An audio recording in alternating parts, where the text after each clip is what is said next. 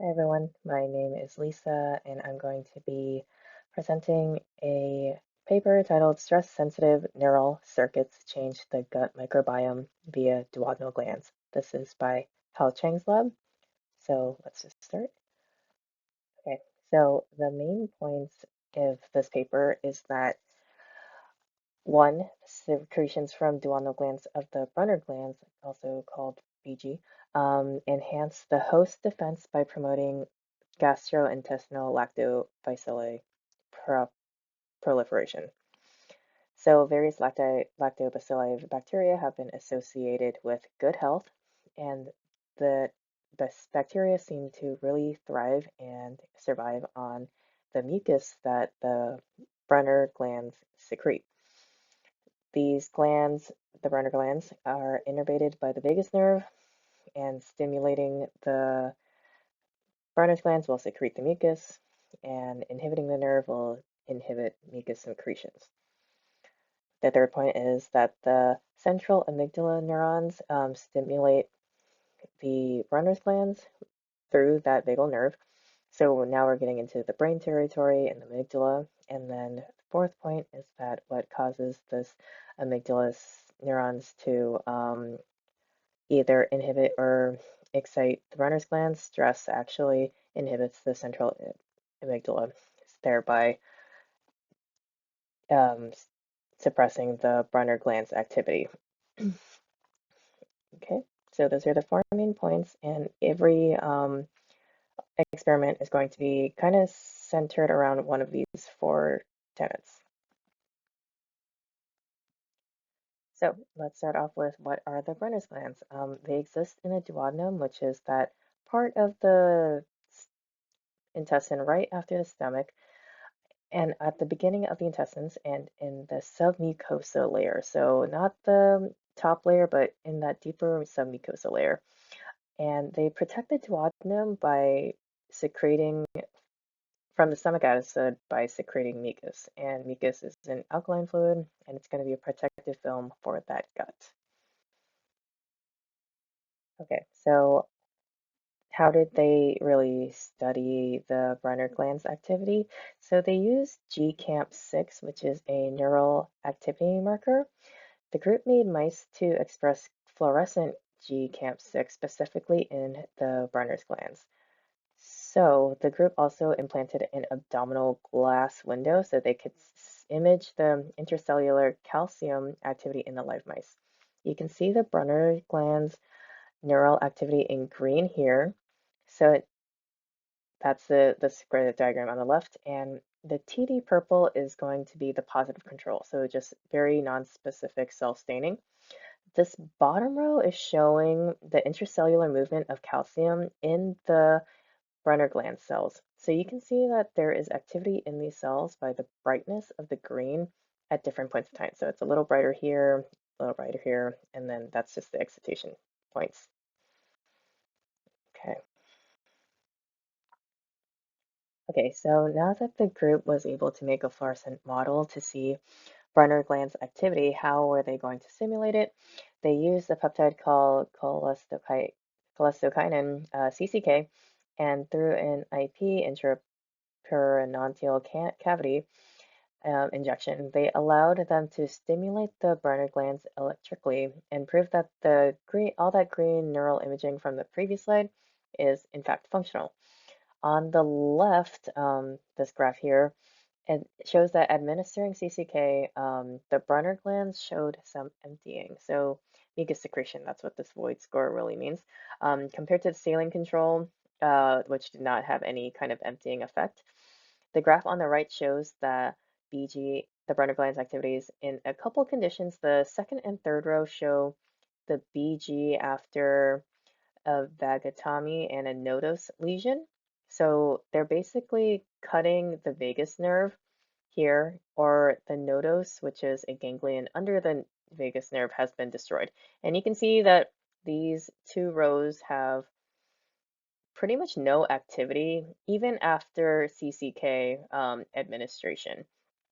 So the point of this graph is that CCK has a stimulating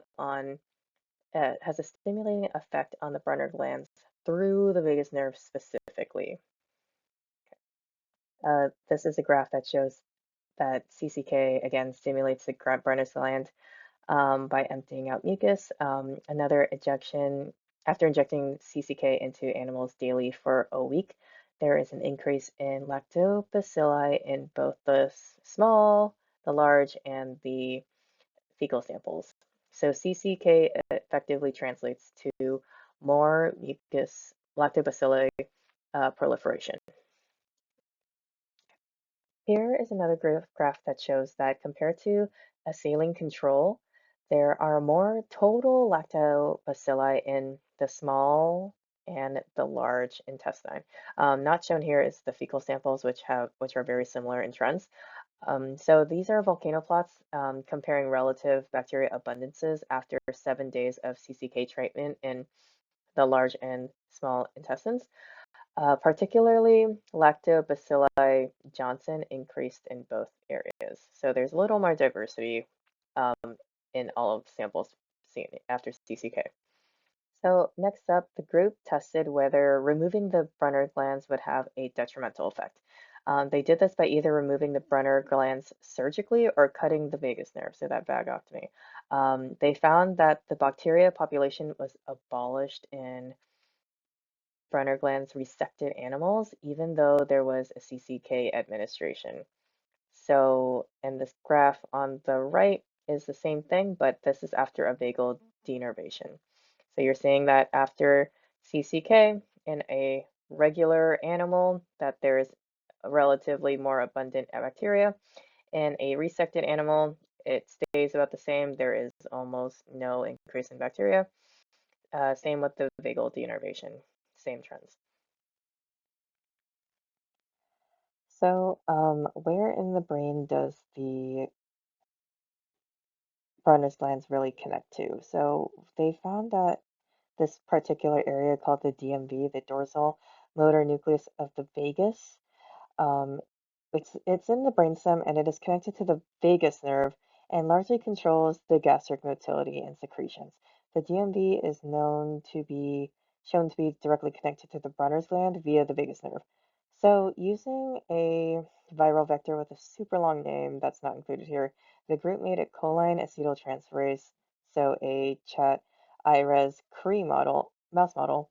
And this allows for labeling the vagal efferent parasympathetic fiber. Efferent meaning the signal is going from the brain to the body, and the sympathetic is that calming, digesting, non-excitatory signaling. So the group found that the innervation is specific to the Brenner's glands and not any of like the neighboring goblet cells. So you can see that there's kind of like that vacuum in those areas. And and that's interesting because the goblet cells are also secreting mucus, but they're not specifically going there. So you can see that the Brenner glands are innervated and they are fluorescing and they are in this green. Um, yes.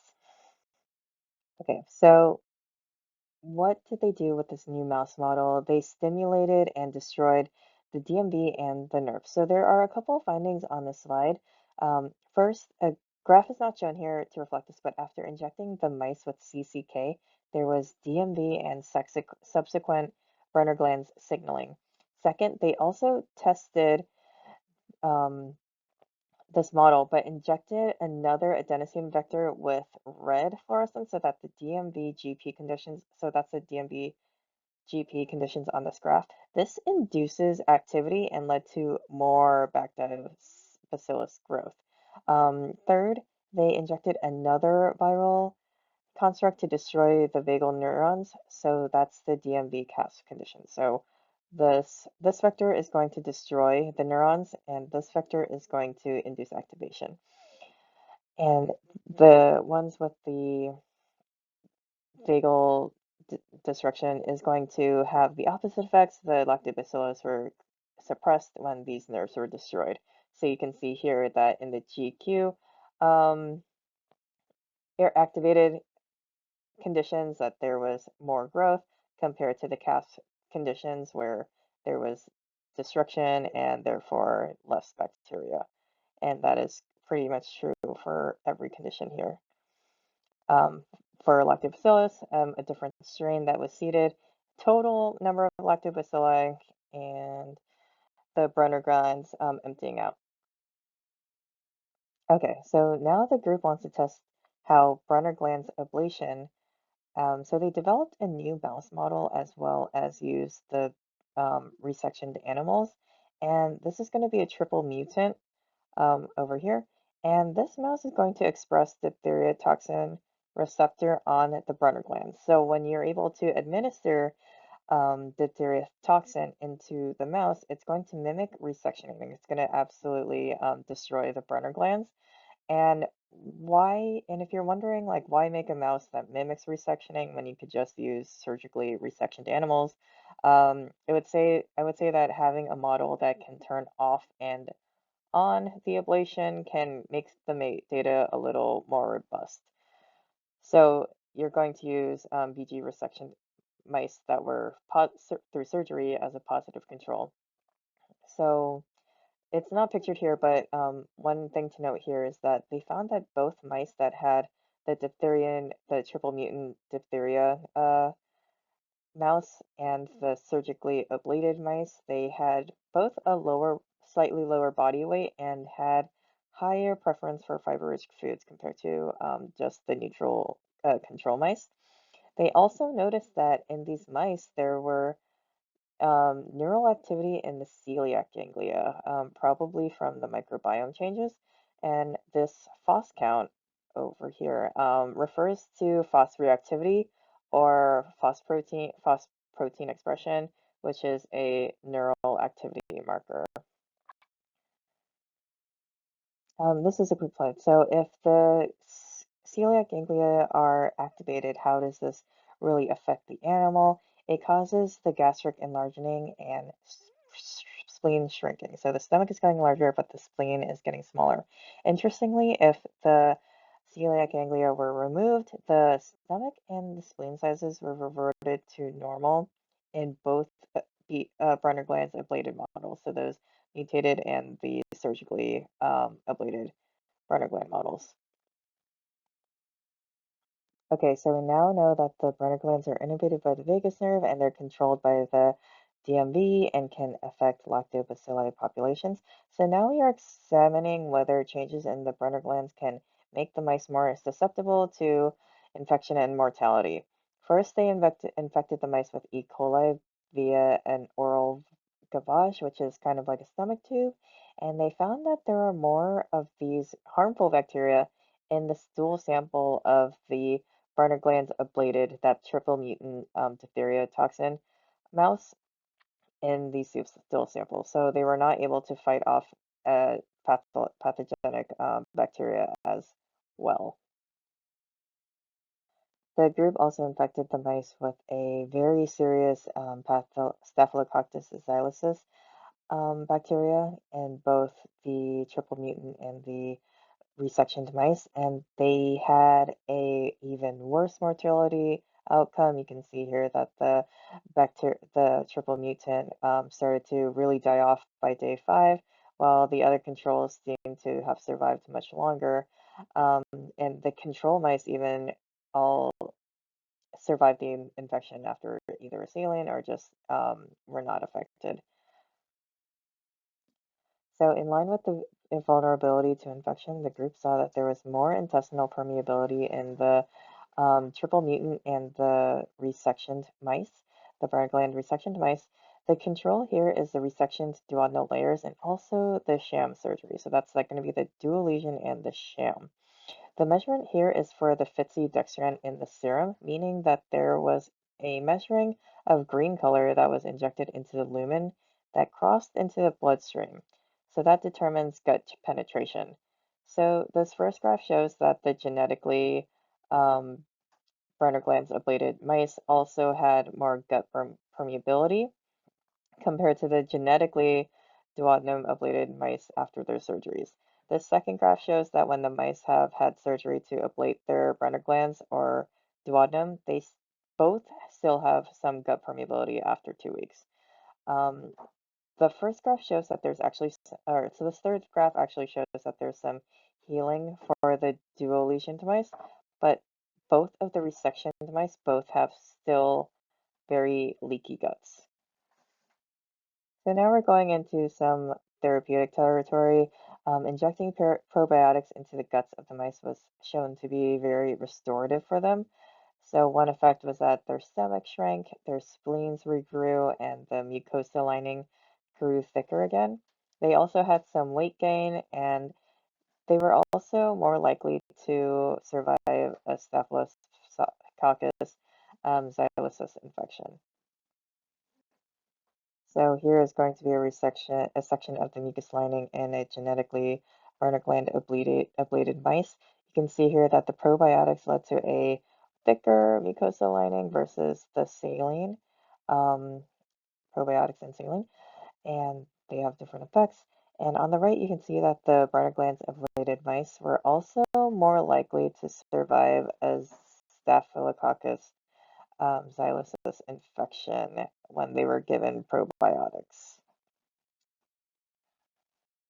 So on top of probiotics, we find that mucin, adding it back into Brenner-glands ablated mice, basically rehabilitates the mice as well. Because if you think about it, if the Brenner glands secrete mucus and those glands are destroyed, adding in the mucus will achieve the same function.